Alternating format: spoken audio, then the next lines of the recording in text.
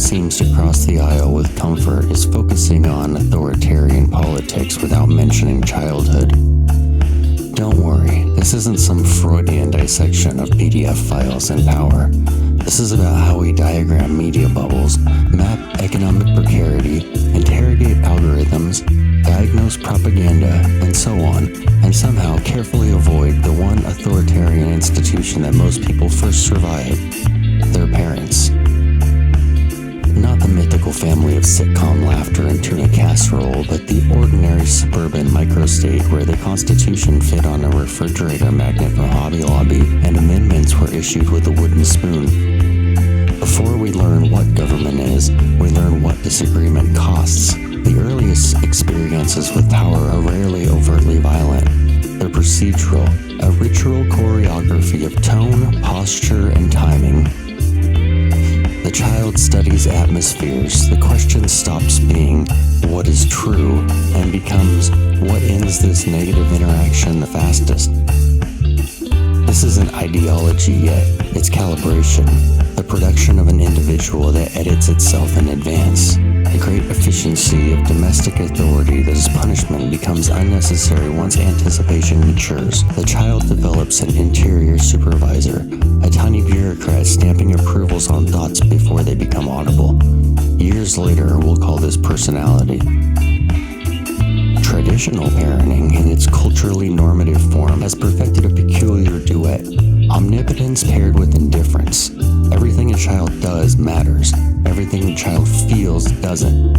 Rules are exhaustive, explanations are decorative, authority is justified by volume, seniority, or resource leverage. A small human asks why, and the answer arrives as a philosophical record scratch. Because I said so. Metaphysics 101 completed. The child learns something far more important than obedience. They learn that order precedes meeting, stability outranks accuracy, harmony isn't achieved by agreement but by termination of discussion. You can grow an entire political temperament inside that sentence.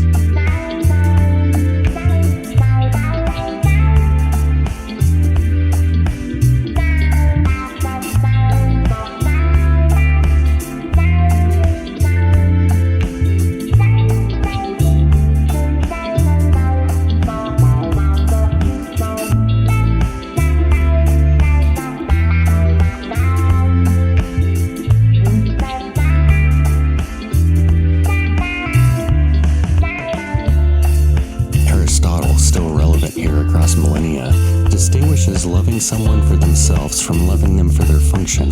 Many children are raised in vertical relationships of utility.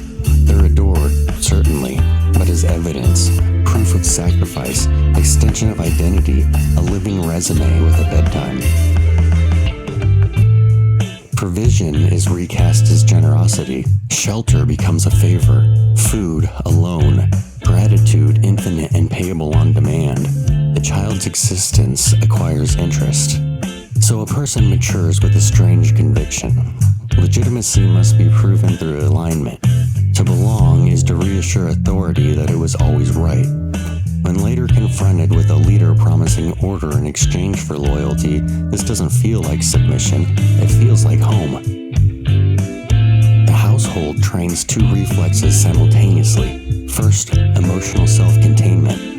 Interior life is private, not out of respect, but irrelevance. And second, performative compliance. One learns the art of visible agreement. Nod now, think later, or never. The face becomes a mirror, and the mind follows suit. Combine them, and you produce the ideal subject of modern authoritarianism, a person comfortable with power that regulates behavior, but is indifferent to suffering provided the performance remains intact. Cruelty is tolerable, chaos is not. Notice Notice what the authoritarian politician actually offers. Not just overbearing policies, rarely competence, usually not even coherence. They offer decisiveness as a sensory experience, sentences that end conversations, a return to epistemic gravity where one voice anchors the room, and ambiguity and curiosity are treated as flaws. Supporters often describe this as a strength. What they mean is it's familiar. The propaganda works because it sounds like those kitschy wall signs that line childhood hallways. Never mind the challenge to the worldviews of parents everywhere. To reject authoritarian leadership would require reinterpreting one's own past governance of children. One would have to consider the possibility that control was not wisdom, that silence was not respect, that obedience was not moral development, but avoidance.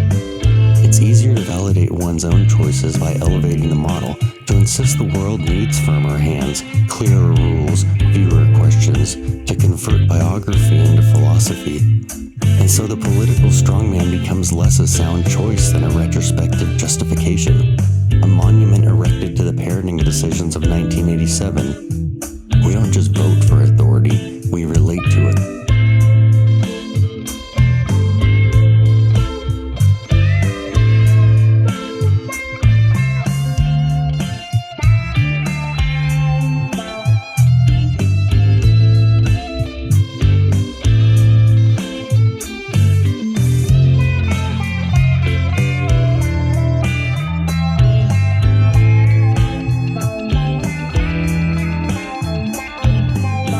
Nostalgia is often mistaken for affection. More accurately, it's litigation conducted by memory against evidence. Observe how frequently the defense of rigid upbringing arrives wrapped in sepia tone. We played outside, we respected our elders, nobody needed therapy, we turned out fine. The phrasing is anthropological, as though describing a stable civilization rather than a ceasefire maintained by emotional literacy in the absence of vocabulary. Language changes what counts as suffering. Once you can name a harm, it stops feeling like a personality trait. So the parent revises the lexicon. Fear becomes discipline. Silence becomes good manners. Withdrawal becomes independence. The child who learned not to speak is remembered as the child who did not need to. The past is given better lighting.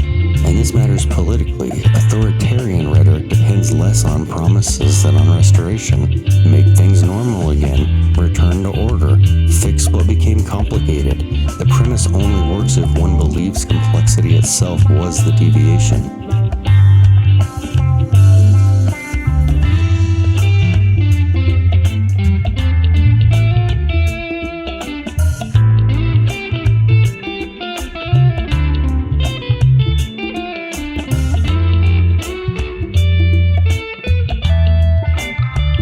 Childhood taught you that harmony meant nobody challenging the most aggressive person in the room. Pluralism doesn't feel like freedom, it feels like an argument that never ends. For someone trained to equate peace with conclusion, this feels less like justice and more like a permanent family dinner. So disagreement becomes interpreted not as participation, but as disrespect.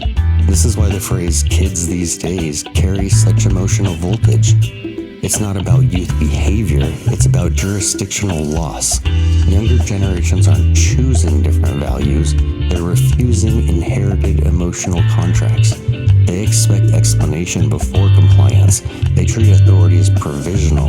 They negotiate boundaries instead of capitulating to them. They ask parents to apologize. This last act, to the authoritarian psyche, borders on cosmological instability. If authority can err, hierarchy loses metaphysical status and becomes administrative. The entire childhood grammar dissolves, hence the typical intensity of reaction, not annoyance, ontological harm.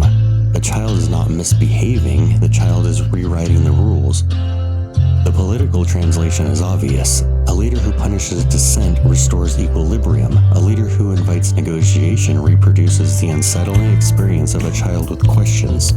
Thus, calls for civility often conceal a deeper request, end the uncertainty. Stop making me revisit the rules I survived. Let the sentence end.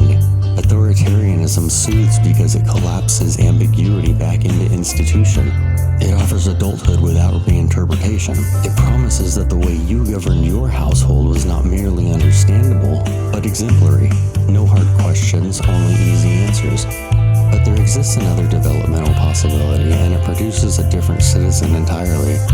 A child raised under authority may learn that rules are tools for control rather than truth, that power must explain itself to remain legitimate, that apology strengthens credibility rather than dissolves it. Conflict becomes informational instead of catastrophic. Such a person doesn't experience disagreement as an existential threat. They've practiced it in low-stakes environments where relationships didn't withdraw when challenged. They view politics as friction rather than resolution. Democracy feels less like noise and more like music. Multiple notes, chord progressions, movement without a conductor. The authoritarian, by contrast, hears only cacophony and searches instinctively for someone holding a baton.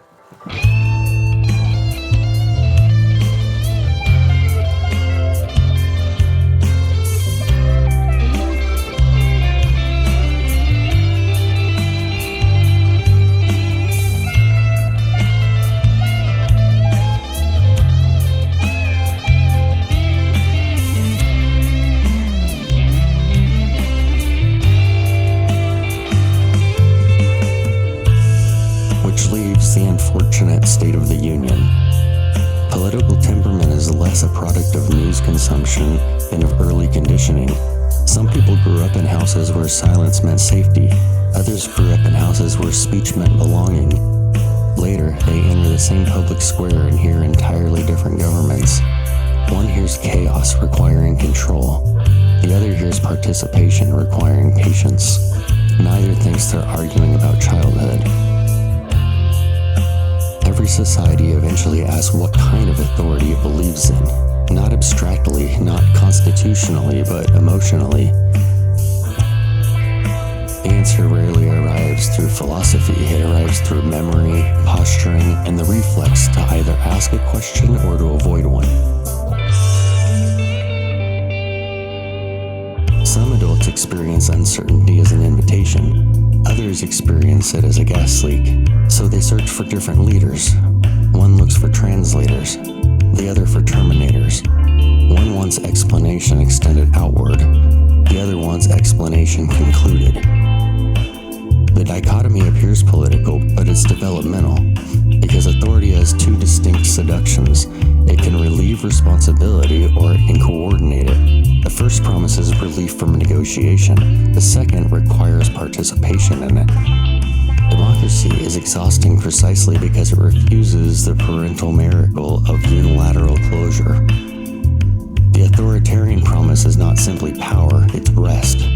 No more ambiguity, no more interpretive labor. Someone older, louder, and more certain will decide what reality is today. To a person raised where peace meant silence, this feels like stability. To a person who's learned that peace means mutual adjustment, it feels like oppression. Neither voter is confused, each is remembering, and perhaps that's why debates rarely persuade. Facts collide with autobiography and lose on technicality. You can't out-argue a nervous system that's learned since childhood what safety sounds like. One person hears a self-proclaimed alpha male and recognizes protection. Another hears him and recognizes the door closing to the tyrannical micronation that they worked years to escape from. History shows that we can't defeat authoritarianism rhetorically, not until a culture can tolerate raising children without rehearsing domestic autocracy. When respect means attention instead of obedience, where authority can survive explanation. Until then, every election will be a family reunion. Some will vote for the parent they feared, others for the one they needed, and most will insist it has nothing to do with childhood at all.